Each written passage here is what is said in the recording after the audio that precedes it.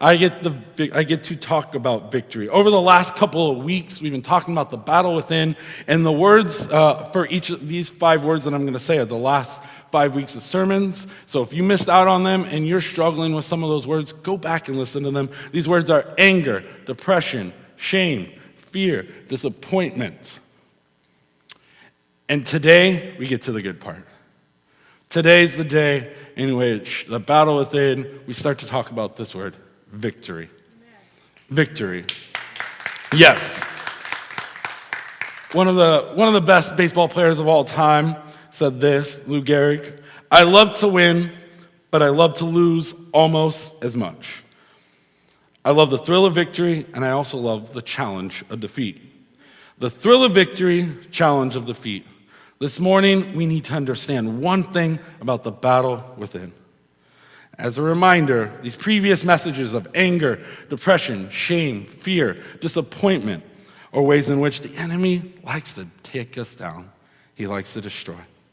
And the best part about the Christian faith is that we no longer have to lose those inner battles with those thoughts, attitudes, and hurt. We have victory. And through that victory, it becomes a thrill. We win. We win. The agony and defeat, as much as Luke Gehrig said, is a challenge. He likes the challenge of defeat. The defeat is no more for us. I'm sick of the challenge. I want to operate in victory from here on out. This morning, we're going to look at 1 John.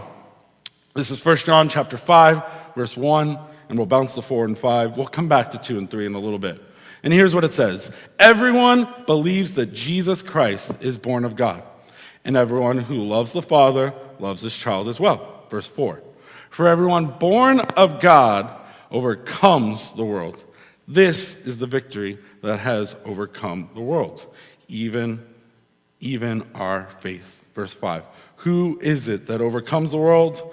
Only the one who believes that Jesus is the Son of God.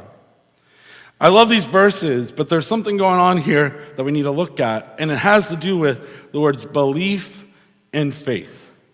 Belief and faith. And so when it comes to belief and faith, you have to understand that they are actually the same word in the original Greek text. It's this laser beam focus on Jesus. It's this idea of faith and belief. Belief and faith. And then the other two that I see that is even more fun, where I'm like, hey, I would like to be sponsored for this sermon right here, is this idea of victory and overcome.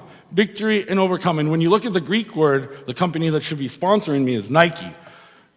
Because that's actually the word Nikeion, Nikia, and Nikeia, which is spelled in our English word, Nike. And that word, when translated, simply means win.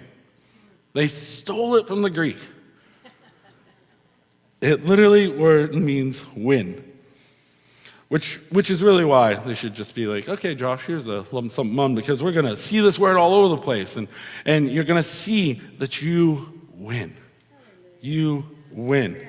As we discuss victory today, you need to understand that there are 3 gigantic aspects that I want to look at. I want to look at victory is rooted in Jesus, that it's realized through obedience and perseverance, and that the final and full victory will be experienced in eternity. The first one being victory is rooted in Jesus. You win thanks to him. You win thanks to him. Even though the last 5 weeks have been discussing the fight within, some of the most painful situations and things that you might be battling, you still win thanks to Jesus. If you're in this room and you believe that Jesus is your Lord and Savior, you win. You have the Nike on. You win.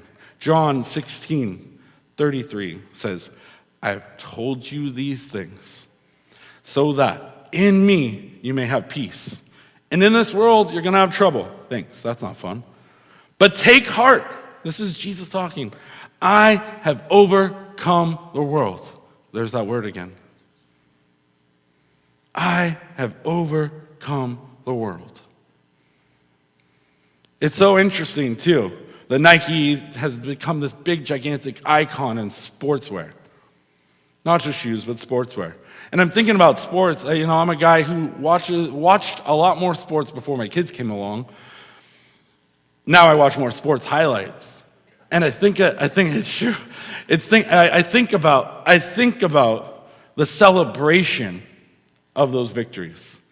I'm going to break them down in a couple of what I call the four major sports. First, we have baseball.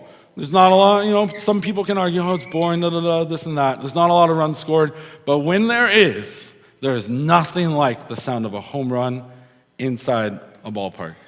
And that celebration, I don't know if you guys know this, involves this kind of ignorant jerk move called a bat flip. There's some people that do it way worse, and there's unspoken baseball rules, and I don't want to get into it. But with this bat flip, and they normally walk the bases, and 9 times out of 10, the person touching home plate normally gives a good point celebration to God too, which I thought is kind of interesting.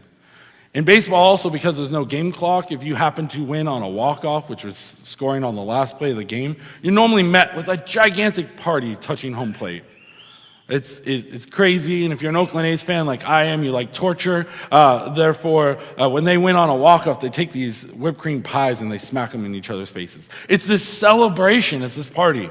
When it comes to football, I'm not a massive football guy anymore, but when they score a touchdown, it seems like every inch they're kind of taunting and celebrating. But when you score a touchdown, it's a spike, it's a dance. The NFL has done some fines and stuff for touchdown celebrations, but they used to be elaborate.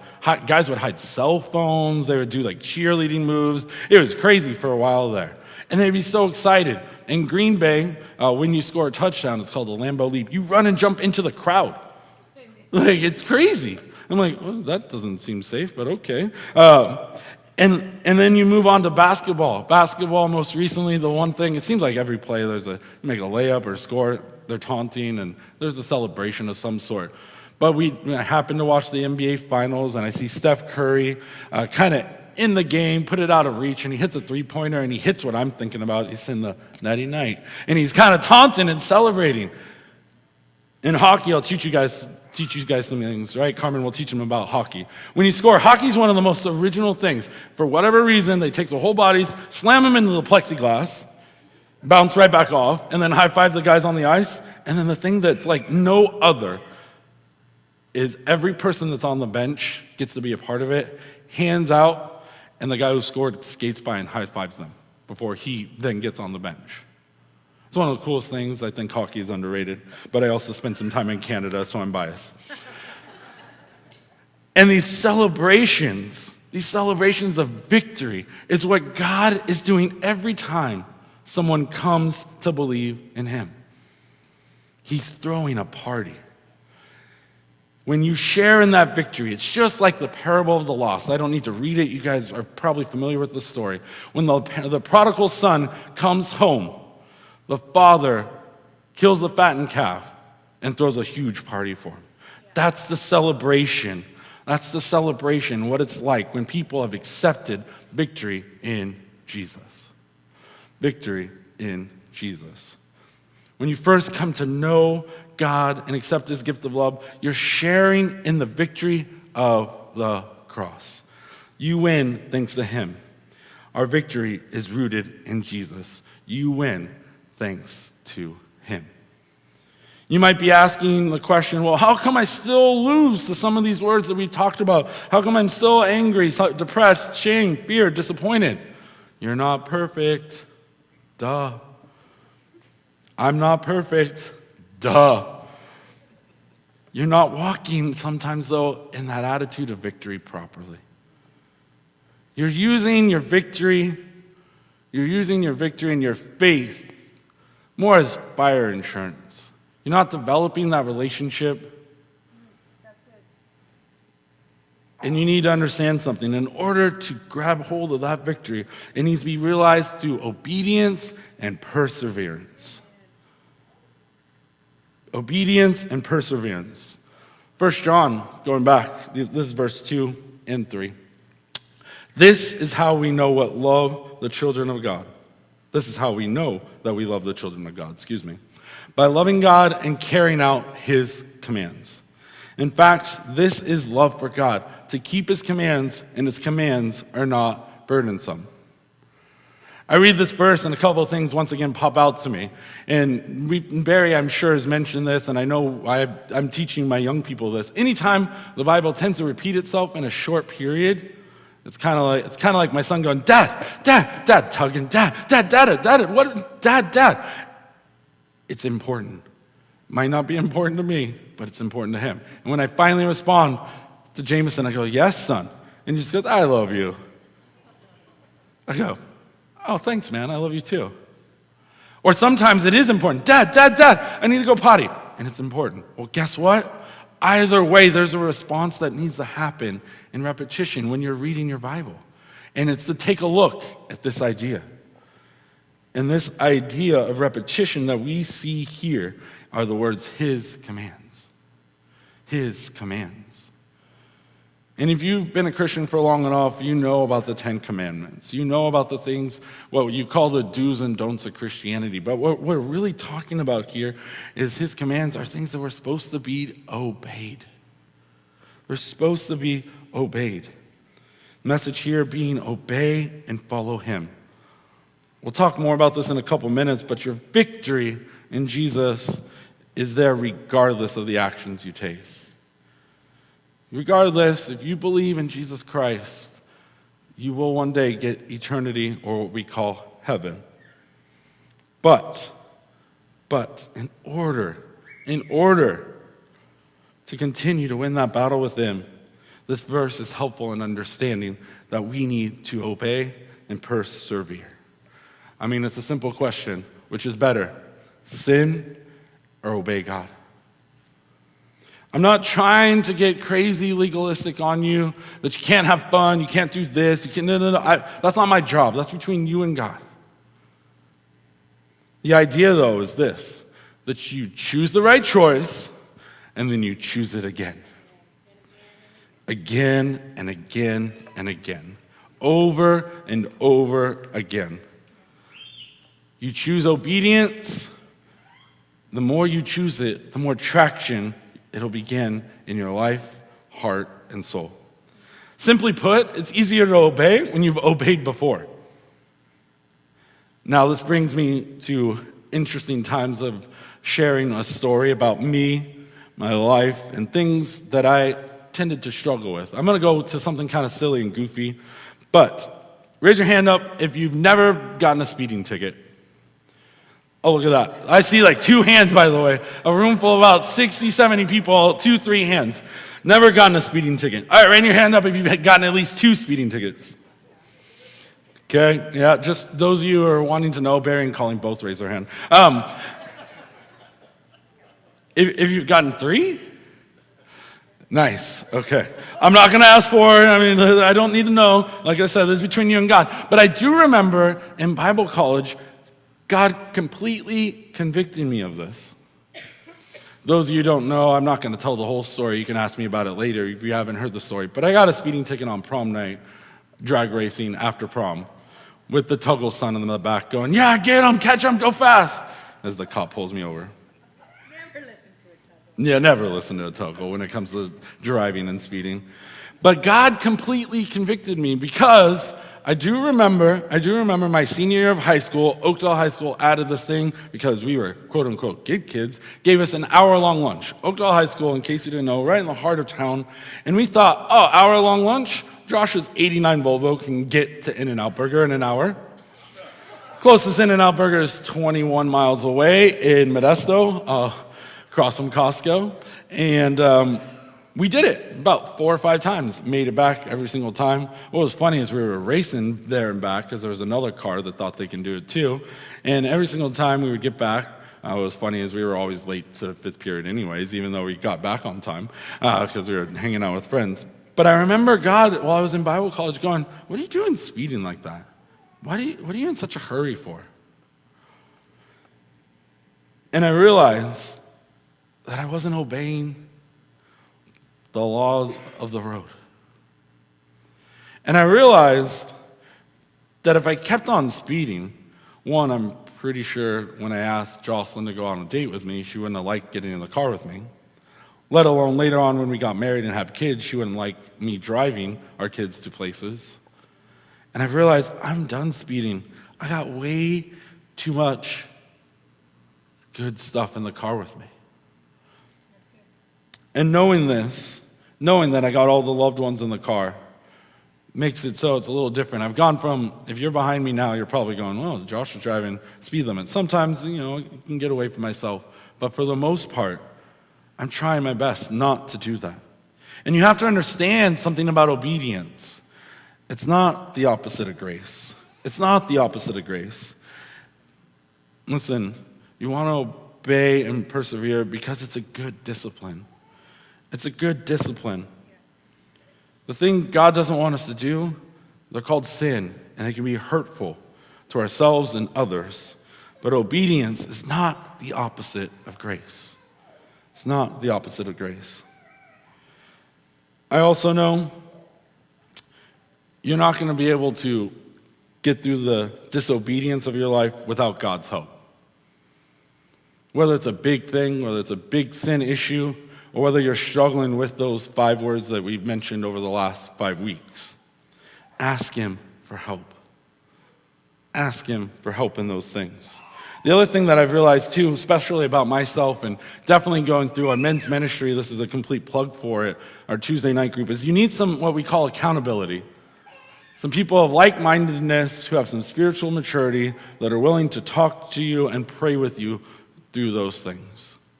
So if you don't have those, 1, always talk to God first, but 2, find someone else to talk to that you can help work through your disobedience.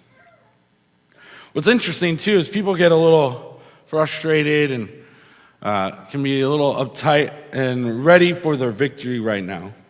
They don't realize that through God, they have it already. And they get impatient. For instance, I'm going to show a video of my little friend Joey.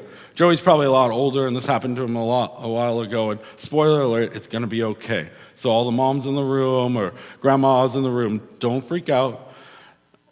I'm going to show you a video. This is little Joey. If you could, leave the lights on. You're fine.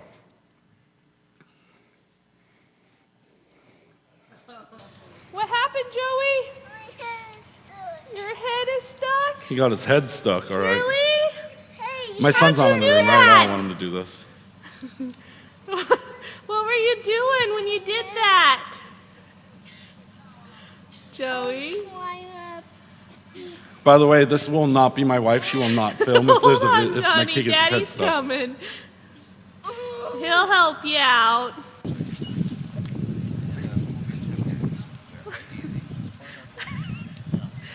Gerald, have you been on calls like this, firefighter? Sometimes. Hopefully not too many. Don't. He's freaking out a little bit. He'll be okay, I promise.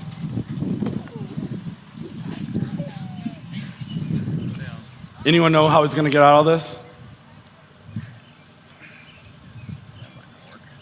Yeah, I heard some people say it. And the dog is trying to be nice, yeah. Joey, what did you do? If it was a cat, it'd be hit him in the face. Poor little guy. Dad's not sure. Okay, calm down. And yet the mom keeps filming. That's what I kept thinking. It was like, this is only, by the way, this is only 60 seconds, or 2-minute video, and mom is still filming this. It feels like it's an eternity. Yeah.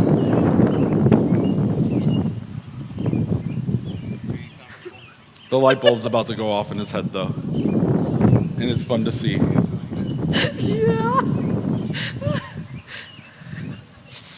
How did you do it, bud? It's turn and pull. Turn and pull. like Yeah, pull. that'll help, kid. Your head, you don't have One last try with Dad, and then trying he to do it like realizes the how movie. he's going to get out of this. to get it through there. Well, bud, we might have to do this the Here comes the light bulb. No, let Mama help. I know what. Okay. He knows How what are you to gonna do. get out? Why you doing this? Why you doing this? Look at that. Hey, you Yeah. got out. Give it up for Joey. Yeah, And got that. I ran into this video and I was like, oh my goodness, that'll totally preach, because guess what? He needed to change his perspective. He was so worried about what's behind him that all he needed to do was step through with what God had for him. That's good. It's good. And today, as we talk about our victory, we need to keep our eyes fixed on Jesus for that victory. And all the struggle and all the battles within, that we have victory over them. And we need to walk in obedience. The Bible talks about how sin and sinners are kind of like a dog returning to its own vomit. It's junior high favorite Bible verse, by the way. But that's how we act sometimes. You want to go back to the sin, you want to go back to the pain and the hurt. But really, God has a bigger perspective and sees the whole thing. He wants you moving forward. Forward. He's pushing you forward. It takes a little trust. And Joey realized, no, I don't want to go backwards. I need to go forwards. Know this, that our victory is not made perfect until it's finished in eternity. Full and final victory will be experienced in eternity. From this point on, you're still going to struggle, fall, and fail, unfortunately. You're probably going to get back up and do all of those same things over again. We're human. We're sinful. We mess up all the time, myself included. As Pastor Barry likes to say, if you have a belly button, which I always find a funny little phrase, if you have a belly button, you're going to screw up still. The difference between us and the world, though, is that we have potential for victory in every situation. And that's why I got emotional talking about my daughter, Gwen, because I know the victory's coming. So I look and I think about what we're really hitting home here is that we have the potential for victory in every situation. That victory won't come to fruition 100% till the very end. Till the very end. And we see it in our inner struggles here, found in Romans chapter 7, as Paul writes, I do not understand what I do. For what I want to do, I do not do. But what I hate, I do. Man, it's like, yep, I totally get that one, Paul. Jumping down to verse 21. So I find this law at work. Although I want to do good, evil is right there with me. For in my inner being, I delight in God's law. There's that obedience again. But I see another law at work in me, waging war against the law of my mind and making me a prisoner of the law of sin at work in with me. What a wretched man I am. Who will rescue me from this body that is subject to death? Know this, there is a final victory. And Paul, as he continues on, that was the Romans, but he's going to write to the church in Corinth. And he's going to write this found in 1 Corinthians 15. Bear with me, this one's a little bit longer. But listen, I tell you, a mystery. We will not all sleep, but we will all be changed in a flash, in a twinkling of an eye, at the last trumpet. For the trumpet will sound, and the dead will be raised imperishable, and we will be changed. He goes on, for the perishable must clothe itself with the imperishable, and the mortal with immortality. When the perishable has been clothed with the imperishable, and the mortal with immortality, then the saying that is written will come true. Death has been swallowed up in victory. Death, where is your victory? Death, where is your sting? Your sting of death is sin, and the power of sin is the law. But thanks be to God. He gives us the victory through Christ Jesus our Lord. It's good. Right there, I probably could have just jumped to that and we could have gone home because it's that good. He goes on, therefore, my dear brothers and sisters, stand firm. Do and do again. Choose and choose again. Let nothing move you. As always, give yourselves fully to the work of the Lord, because you know that your labor in the Lord is not in vain. Death is swallowed up in victory. O death, where